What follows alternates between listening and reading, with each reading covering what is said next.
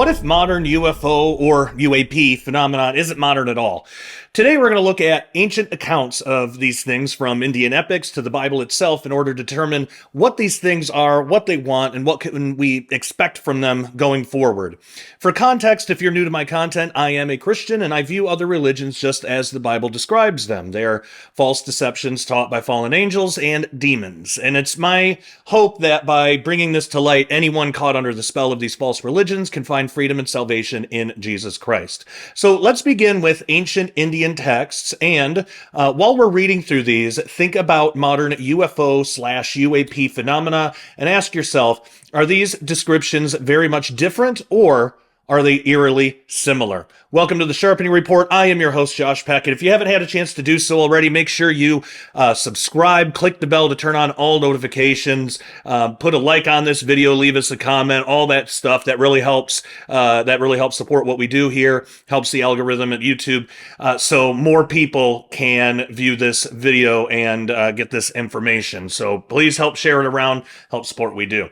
Okay, so let's start with the Mahabharata. Now, the Mahabharata is an ancient Sanskrit epic concerning the history of India.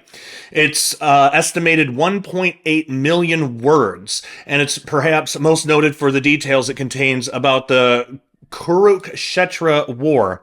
And we can find descriptions of chariots, both terrestrial and celestial, or perhaps extra-dimensional. In other words, of men and gods. So in the Mahabharata, we find a description of a chariot called the Pushpaka. The Sanskrit word Pushpaka has a variety of meanings. So it can mean a kind of serpent. It can mean of a mountain. It can mean of the self-moving aerial car of Kubera, also Vimana. It was carried off by the demon Ravana and constantly used by him till he was slain by Ramachandra, who then employed the car to transport himself and Sita back to Ayodhya. So there's other definitions as well, but these three are more than enough to suit our purposes here. I'll also mention, too, that if you want the show notes for all of the videos that we do where it's applicable, sometimes I don't have it for interviews, but for something like this, if you want all the show notes where you have all this information in PDF format, or just online, there's a couple different ways to do it. You can go become a member at dailyrenegade.com, and there you'll get access to this full video, plus you'll get the show notes that you can download as a PDF. Or if you want access to the show notes online and you also want to listen to the audio-only podcast version of this, the full content, then you can go to joshpeck.substack.com and become a member there. It's only $5 a month or $50 a year. If you can do it, do the $50 a year because it's a little cheaper in the long run. But there, you'll also get all the show notes in blog format, plus all of my other blogs, plus the audio-only podcast version of this episode and everything else we do. So I just wanted to make quick mention of that.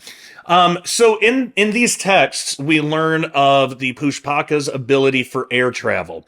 So it says, quote, "And he rode on that beautiful and sky-ranging chariot called the Pushpaka that was capable of going everywhere at the will of the rider." End quote. We also learn of the origins of the Pushpaka. It says, "And the Lord of Treasures sat on that excellent seat, the elegant Pushpaka constructed by Viswakarma, painted with diverse colors." Now, the interesting thing is that Viswakarma, sometimes written as Vishvakarman, is the deity of craftsmen and architects. So, in essence, he could be considered as the lower G god of technology. But in the Vedas, he is also seen as the ultimate creative force, later developed as Brahman. He's also sometimes referred to as the principal architect of the universe. Now that probably sounds familiar if you know anything about like Freemasonry and that kind of stuff. They have similar terms. Now another interesting description is found in the Mahabharata concerning the Pushpaka. It says, "And the son of Raghu then, having worshipped that Pushpaka chariot, joyfully gave it back unto Vaisravana." So we learn that the Pushpaka was something that was considered as worthy of worship. Not only was the god Viswakarma considered a deity, but also was his creation of the Pushpaka airship. Now, there's a common tradition that teaches that the serpent of the Garden of Eden was was the one responsible for the development of ancient and modern technology, at least initially, and then later on we have stuff like the Watchers and Enoch and things like that. But this view from Genesis, it stems from certain verses from the 3rd chapter of the book of Genesis. Genesis 3:17 through 19 says, "And unto Adam he said, Because thou hast hearkened unto the voice of thy wife, and hast eaten of the tree of which I commanded thee, saying, Thou shalt not eat of it. Cursed is the ground for thy sake. In sorrow shalt thou eat of it all the days of thy life. Thorns also and thistles shall bring forth to thee, and thou shalt eat the herb of the field. In the sweat of thy face shalt thou eat bread till thou return unto the ground, for out of it wast thou taken, for dust thou art, and unto dust shalt thou return." We also get Genesis 3:23, which says, "Therefore the Lord God sent him forth from the Garden of Eden to till the ground from whence he was taken." Now, the common interpretation of verse 19, specifically where it says, "In the sweat of thy face thou shalt eat bread," is that Adam would now have to work to prepare his own food. No longer would it be readily available as it was in the Garden of Eden. If Adam wanted bread, he would now have to make it himself. Also, verse 23 states that they had to till the ground. Well, since tilling ground requires tools and innovation, and since the serpent was the one who tempted them into this position, it's commonly believed that the development of technology resulted from the influence of the serpent. You know, no one gets into full-time ministry to make money. At least no one should. Given that, Daily Renegade accepts donations from those who care to help keep us going. Now, because Daily Renegade does not want to be told by the government what we can and can't say, we're not 501c3, so your donations are not tax deductible, but that's not why you're giving anyway, to get something back for yourself. Speaking of which, we here are never going to promise that if you donate, God will reward you with even more financial success. We're not about making promises for God here. But what I can promise is your donations are very much appreciated and help the continuation of everything we do here at Daily Renegade to reach the world with the truth of the Bible.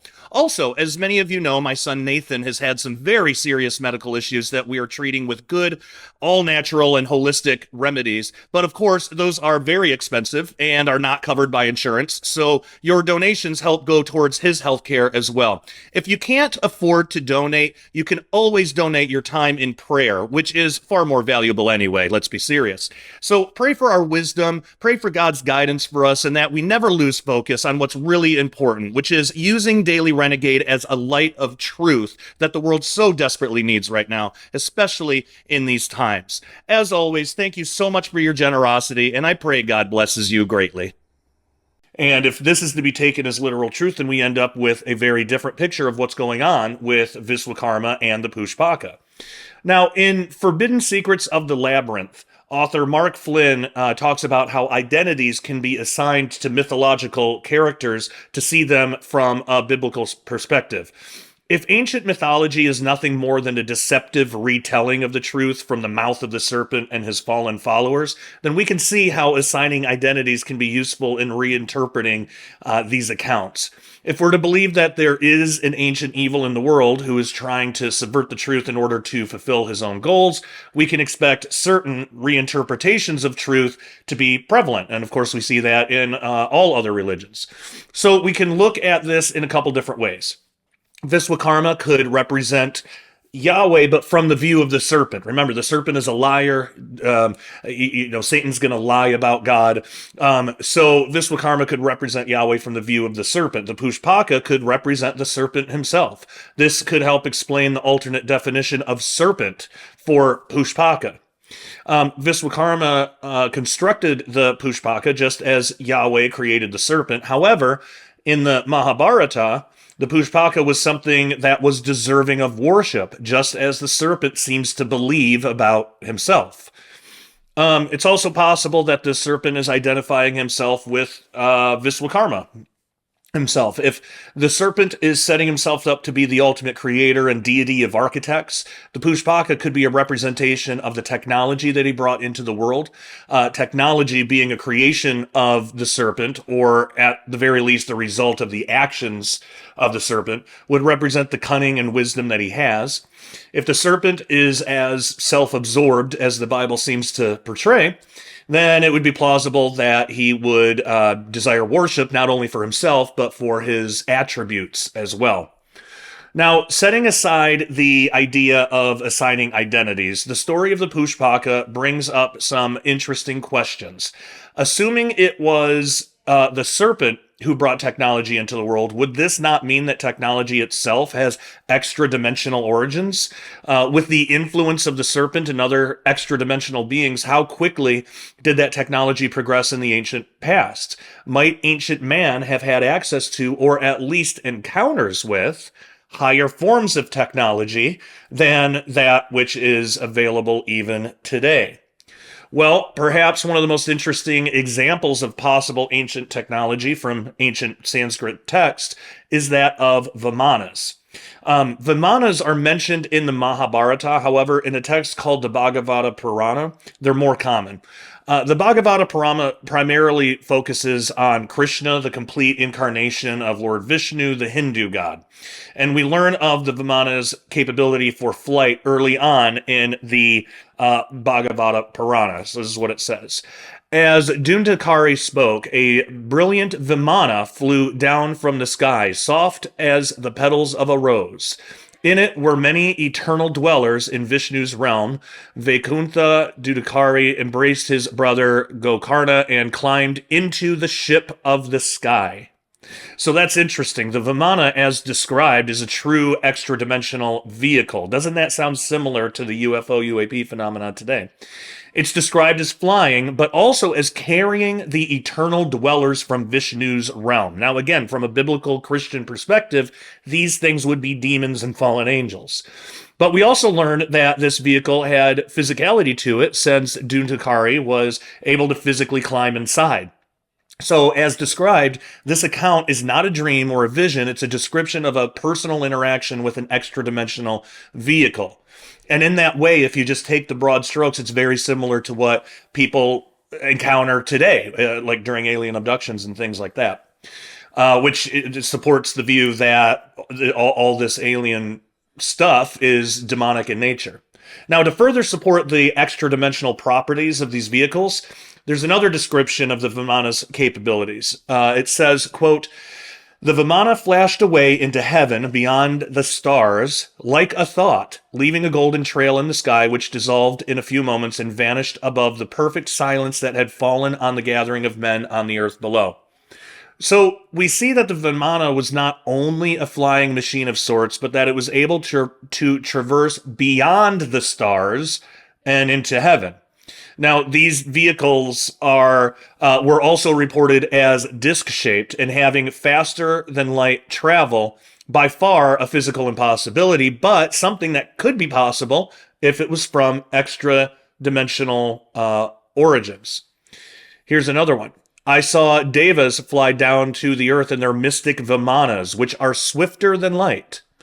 Wondrous Alaka, city of the king of the Yakshas and Guyakas, lord of the nine treasures, one of the Lokapalas, the masters of the earth, fairly swarms with Vimanas, which look like immense flying jewels, cut like faceted discs, which fly more quickly than light or time," end quote.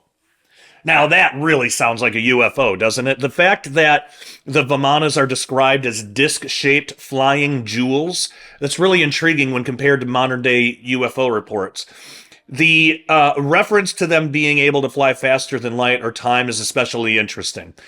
This seems to indicate faster than light travel and possibly even time travel. In either case, these capabilities would be more plausible from an extra-dimensional device rather than extraterrestrial, like from another planet, just due to the physical laws of nature. Now, we also learn that these were not only vehicles, but they were actually the palaces of extra-dimensional beings. It says, quote, "With his yogic powers, Kardama created a fabulous Vimana. It was a flying palace. It was surrounded by fine gardens set with sparkling lakes, and the palace itself was lavished with the 9 precious stones encrusting the columns that supported the magical edifice. Now, this flying palace is described as containing fine gardens set with sparkling lakes.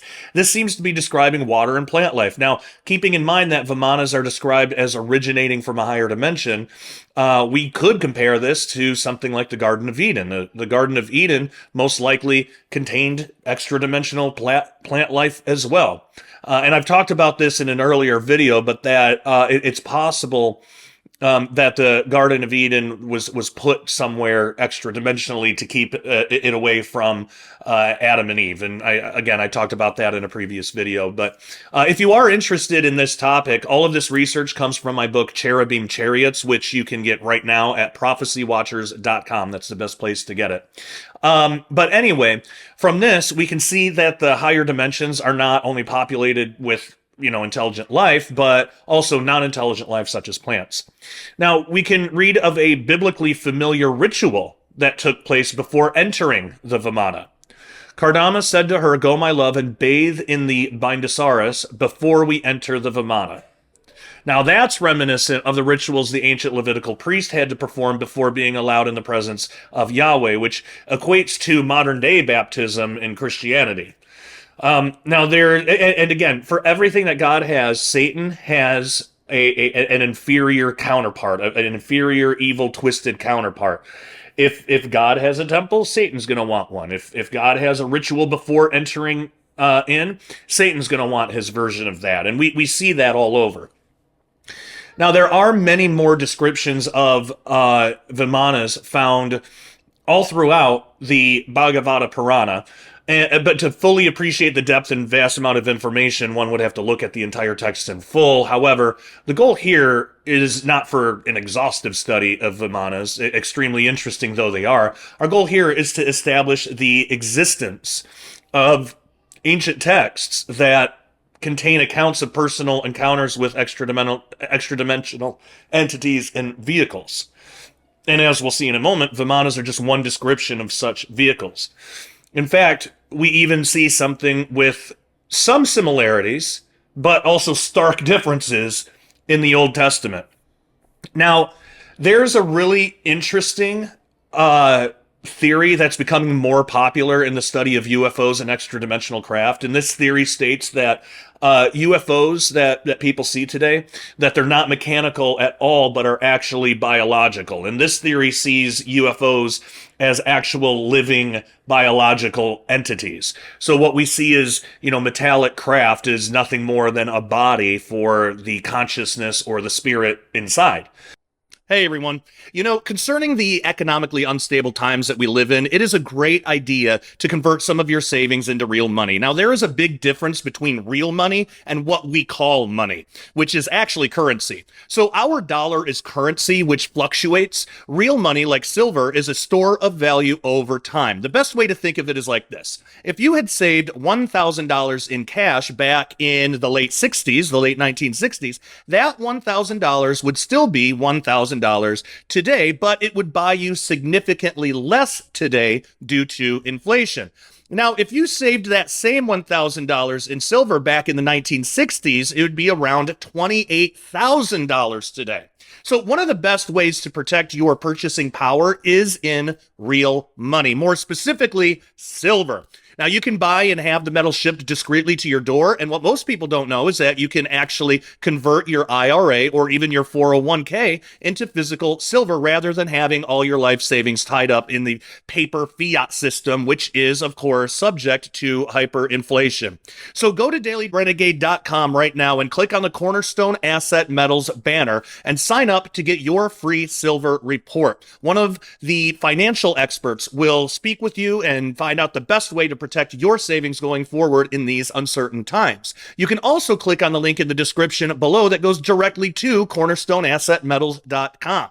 Make sure you tell them that Josh Peck at Daily Renegade sent you. It is time to stop trusting the evil beast financial system of the world and protect your assets today. The more popular version of this theory states that UFOs could be part biological and part mechanical. The idea is that a race of super intelligent extraterrestrials have found a way to meld living material with non-living physical components, and the theory that that states that it is all biological, however, is less recognized as a viable explanation. But the idea that an extra-dimensional craft is alive is really not a new concept at all. In the Bible, the prophet Ezekiel describes the chariot of the throne of God as being made of living entities. And this is even spoken about in the book of Psalms. Psalm 18:10 says, "And he rode upon a cherub and did fly, yea, he did fly upon the wings of the wind." Now, of course, the UFOs that are commonly reported really look nothing like what Ezekiel reported. There are sometimes that there are some similarities, but by and large, it's different. But there is one aspect of this heavenly chariot that Ezekiel saw that does hold a certain resemblance and might provide more information as to the biological and extra-dimensional nature of certain UFOs. So Ezekiel reports in Ezekiel 1:15 through 17. And just to set the scene, if you're not familiar, just Ezekiel sees this amazing vision. He sees this. It's like the throne of God, but it looks very odd, and it looks like it's controlled by like angels and stuff. But going into this part of it's in the first chapter of Ezekiel, and I have a lot of videos on it if you want to go back and check those out. I don't want to get into all of it here, but I do want to focus on this one part from Ezekiel 1:15 through 17, which says, "Now as I beheld the living creatures, behold, one wheel upon the earth by the living creatures with his four faces. The appearance of the wheels and their work was like unto the color of a beryl. And they four had one likeness, and their appearance and their work was as it were a wheel in the middle of a wheel. Now, when they went upon their four sides, and they turned not when they went." So the word wheels used here was translated from the Hebrew word ophan, which is where we get the plural Ophanim. Now, by itself, the Hebrew word Ophanim simply means wheels and doesn't denote anything necessarily extraordinary. Many times this word is used for regular earthly wheels, such as those found on normal human-made chariots. This word was also used to describe the wheels of the 10 bases beneath the lavers in Solomon's temple. However, taken in the context of this passage, Ezekiel is describing something quite different than earthly man-made wheels. He's describing an actual extra-dimensional being. Now, upon first read of the passage, it would seem that these wheels were a part of the living construct that makes up God's chariot. In some ways, this is true, but they're not connected physically. Verse 15 tells us that the wheels were by the living creatures, not connected to them. Now, while not connected physically, they may have been connected in another way, more supernatural. So, giving further description of these wheels, or Ophanim, Ezekiel continues in Ezekiel 1:18. "As for their rings, they were so high that they were dreadful, and their rings were full of eyes round about them four." So the word rings comes from the Hebrew word gab and means rim of a wheel. Ezekiel was describing the rims of these wheels, even saying that they were full of eyes. This is an interpretation. There is an interpretation of this that states the wheels were most likely windows of a craft. At first, that might seem plausible. After all, Ezekiel was trying to describe something he's never seen before and would use the best terms he could to describe it. The problem, though, because this view is promulgated a lot in Ancient Aliens and stuff like that, there's a big problem with it. The problem with it is if Ezekiel was trying to describe windows, he could have just as easily used the Hebrew word chalon, which means window. He had words for window. Ezekiel had access to far simpler and more descriptive Hebrew words that he could have used if he was trying to describe something other than what is presented in the text. This is what leads me to believe when Ezekiel writes eyes, he literally means eyes. He's not trying to say windows. So next, from Ezekiel 1:19 through 21, Ezekiel writes, "And when the living creatures went, the wheels went by them. And when the living creatures were lifted up from the earth, the wheels were lifted up. Whithersoever the spirit was to go, they went. Thither was their spirit to go, and the wheels were lifted up over against them, for the spirit of the living creature was in the wheels. When those went, these went, and when those stood, these stood, and when those were lifted up from the earth, the wheels were lifted up over against them, for the spirit of the living creature was in the wheels. That last part is really interesting. This passage is what tells us the true nature of the Ophanim. These were not merely inanimate wheels, they were actually alive. And we know this because Ezekiel tells us the spirit of the living creatures was in the wheels. The wheels themselves acted as a type of body for the spirits. The wheels were not just an extra-dimensional mechanical construct. The wheels actually had life in them. There are ancient texts that actually refer to the Ophanim as a specific class of angel. In the book of Enoch can be found one of those references. It says, "And he will summon all the host of the heavens, and all the holy ones above, and the host of God, the cherubic, seraphim, and Ophanim, and all the angels of power, and all the angels of principalities, and the elect one, and the other powers on the earth and over the water. On that day shall raise one voice, and bless and glorify and exalt in the spirit of faith, and in the spirit of wisdom, and in the spirit of patience, and in the spirit of mercy, and in the spirit of judgment and of peace, and in the spirit of goodness, and shall all say with one voice, Blessed is he, and may the name of the Lord of spirits be blessed forever and ever." Now, the idea of the Ophanim being an actual class of angel is not new or an altogether uncommon idea. The Sephardic Jewish philosopher and astronomer Maimonides wrote that the Ophanim are the second class in the hierarchy of angels. Pseudo-Dionysius in the 4th or 5th century wrote that the Ophanim were among the first sphere of angelic hierarchy. We can see these wheels in other books of the Bible as well. Daniel 7:9 says, "I beheld till the thrones were cast down, and the Ancient of Days did sit, whose garment was white as snow, and the hair of his head like the pure wool. His throne was like the fiery flame, and his wheels as burning fire." That's Daniel 7:9. Now, one thing is for sure, if the Ophanim are indeed a class of angel all their own, then heaven and its inhabitants are far stranger than we are traditionally led to believe. And this is just one of many ways that shows how fascinating the study of extra-dimensional beings and vehicles can be. This also brings up some interesting questions concerning the fallen angels mentioned in the Bible. Is it possible different angels from different classes fell? Could there have been a rebellious group of Ophanim that fell? And could this explain at least some of the modern UFO sightings we see today? Is it possible that certain UFOs might actually be alive? Well, it has been reported that Ben Rich, the director of Lockheed's Skunk Works from 1975 to 1991, admitted that not only are UFOs real, but that they are powered by a type of ESP. If this is true, then perhaps this is an example of man's crude attempt of understanding something spiritual through a scientific lens. Imagine if we saw today what Ezekiel saw in the ancient past.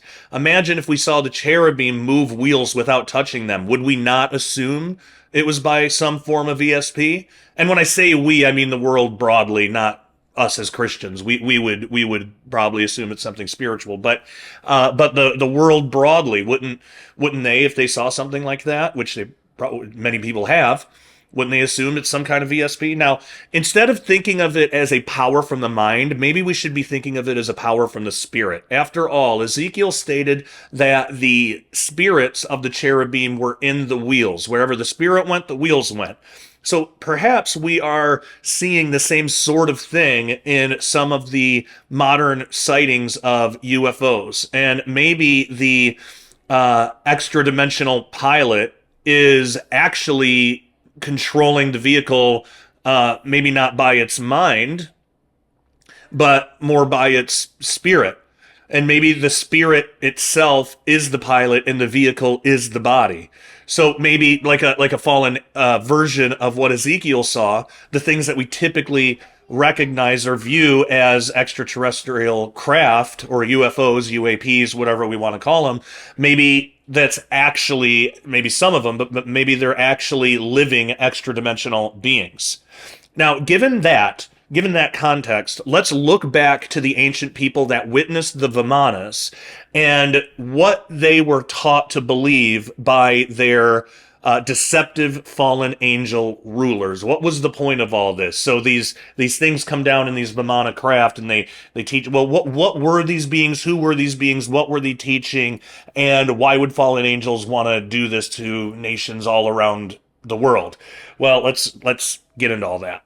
Hey everyone, I hope you enjoyed the first half of this episode of the Sharpening Report. You know, if you are a Bible-believing Christian who opposes the kingdom of darkness trying to run the world right now, then you are a renegade to the satanic system. We here at Daily Renegade wear that badge proudly. So, if you're a renegade as well and you want to see the rest of this video, head on over to dailyrenegade.com right now and get a membership today. Not only will you get the rest of this video, but you'll get our full catalog of Sharpening Report episodes and Daily Renegade update videos on topics such as Bible prophecy, science, technology, the Nephilim, aliens, and so much more. All of our episodes at Daily Renegade are early access, so as a member, you'll get the videos before anyone else does.